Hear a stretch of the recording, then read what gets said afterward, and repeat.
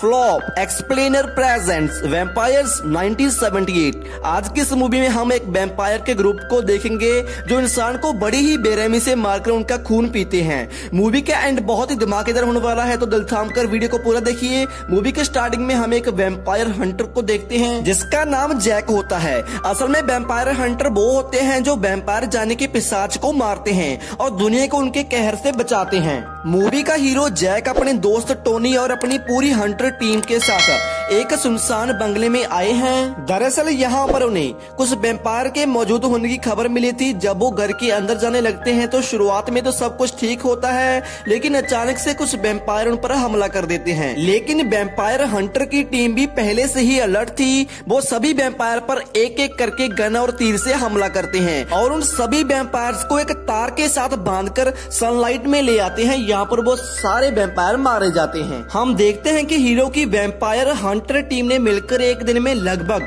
9 vampire को मार डाला था। बट इससे हीरो ज्यादा खुश नहीं होता क्योंकि उसे अभी तक वैम्पायर्स का लीडर नहीं मिला था। तभी ये लोग वैम्पायर को मारने की खुशी में एक होटल में पार्टी रखते हैं और यहाँ पर सारे वैम्पायर्स हंटर भी आ जाते हैं। तभी हमारा हीरो जैक किसी काम के लिए बाहर चला जाता है और तभी वहाँ हेड वैम्पायर जो बहुत ही गुस्से में था पार्टी में आ जाता है। वो सबसे पहले एक लेडी हंटर के रूम में जाकर उसे काट कर इन्फेक्ट कर देता है और फिर वो सामने के डोर से पार्टी में एंटर करता है और यहाँ पर वो एक एक करके सारे वैम्पायर हंटर को मारने लगता है। बट कुछ बहादुर हंटर्स उस हेड वैम्पायर पर हमला करते हैं। बट क्योंकि रात में वैम्पायर्स की पावर काफी ज्यादा बढ़ जाती है, इसलिए उनके द्वारा चलाई गई गोलियों का भी उस पर कोई भी असर नहीं हो पाता। और तभी पार्टी में हीरो और उसका दोस्त टोनी पहुंच जाते हैं। जब उन्हें कैटरीना के इन्फेक्ट होने का पता लगता है तो वो दोनों उसे अपने साथ गाड़ी में ले जाते हैं और बाकी हंटर्स उस हेड वैम्पायर के हाथों से मारे जाते हैं। मूवी में आगे जिस गाड़ी से वो तीनों जा रहे होते हैं उसका अचानक से एक्सीडेंट हो जाता है, लेकिन वो तीनों मरते मरते बच जाते हैं और फिर वो तीनों पैदल ही चलने लगते हैं। चलते चलते वो एक स्टेशन पर पहुंच जाते हैं। यहाँ पर वो एक आदमी की गाड़ी लूटकर उसी होटल में जाते हैं क्योंकि हीरो को इस बात का डर था कि हेड वैम्पायर द्वारा काटे गए वो सभी हंटर्स कहीं वैम्पायर में कन्वर्ट न हो जाएं। इसीलिए वो मारे गए सभी हंटर्स की गर्दनें काटकर उस होटल को आग लगा देता है। उसके बाद हीरो अपने दोस्त टोनी को कैटरीना के साथ एक होटल में जाने के लिए कहता है क्योंकि वो इन्फेक्टेड थी। हीरो के मुताबिक एक वैम्पायर से इन्फेक्टेड व्यक्ति दूसरे वैम्पायर से कनेक्ट हो सकता है।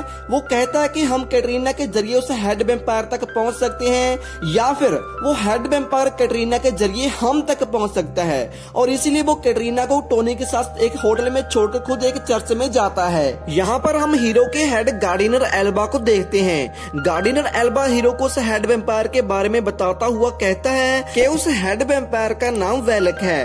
वो 13th सेंचुरी में एक प्रीस्ट हुआ करता था और इसी कारण चर्च के लोगों ने उसे मरवा दिया। उसके बाद वो किसी तरह से वैम्पायर में कन्वर्ट हो गया। वो उसे बताता है कि वो पूरी दुनिया के वैम्पायर्स में से सबसे ज्यादा ताकतवर वैम्पायर है और हीरो से इतना ही कहते हुए वो हीरो को एक नई टीम बनाने के लिए कहता है। बट जैक उसे ऐसा करने के लिए मना कर देता है और फिर एल्बा हीरो की मदद के लिए एक प्रीस्ट को उसके साथ भेज देता है। अगले ही सीन में हम टोनी को देखते हैं जो कैटरीना के साथ उसी होटल में रुका था। तभी कैटरीना को एक विजन आता है कि वो हेड वैम्पायर एक छोटे से गांव में एक चर्च में किसी खास मकसद के लिए पहुंच चुका है। उस हेड वैम्पायर का मकसद हमें मूवी के एंड में पता चलेगा और तभी कैटरीना की आंख खुलती है जो बहुत ही डरी हुई थी, जिसके चलते वो सुसाइड करने का फैसला करती है बिकॉज वो वैम्पायर बनना नहीं चाहती थी। फिर वो रूम के फ्लोर से कूदने ही वाली होती है, लेकिन तभी टोनी आकर उसे पीछे से खींच लेता है। बट कैटरीना को बचाने के चक्कर में टोनी के हाथ पर कांच लग जाता है जिससे खून निकलने लगता है। खून को देखकर कैटरीना के अंदर का वैम्पायर जाग जाता है और वो टोनी के हाथ पर काट लेती है। और तभी उस होटल में जैक और एडम पहुंचते हैं। यहाँ पर टोनी ने कैटरीना को बेहोश कर दिया था। टोनी हीरो के डाउट करने पर उसे बताता है कि उसके हाथ पर सिर्फ कांच ही लगा है। अगले ही सीन में एलेक एक चर्च में घुसकर एक लेडी को मार देता है और वहां से एक प्रीस्ट को उठाकर एक पहाड़ी पर ले जाता है। यहाँ पर वो प्रीस्ट एक पेपर पर कोई निशान लगवाता है और इसके बाद वो उस प्रीस्ट को भी मार डालता है। यही सीन कैटरीना हीरो को बताती है। अगली ही सुबह हीरो और प्रीस्ट एडम के साथ उसी गांव में जाता है जिसका विजन कैटरीना को आया था। जब वो दोनों वहाँ की चर्च में जाकर देखते हैं तो सच में वहाँ का प्रीस्ट मारा गया था और ये देखकर उन्हें कैटरीना की विजन पर यकीन हो जाता है। इसके बाद हीरो एडम के साथ उस हेड वैम्पायर की तलाश में निकल पड़ता है। अगले ही सीन में हेड वैम्पायर एलेक अपनी वैम्पायर सेना के साथ रात होते ही किसी दूसरे चर्च पर हमला कर देता है। मूवी का अगला पार्ट देखने के लिए हमारे चैनल को सब्सक्राइब, वीडियो को लाइक और प्यारा सा कमेंट कीजिए। जय हिंद।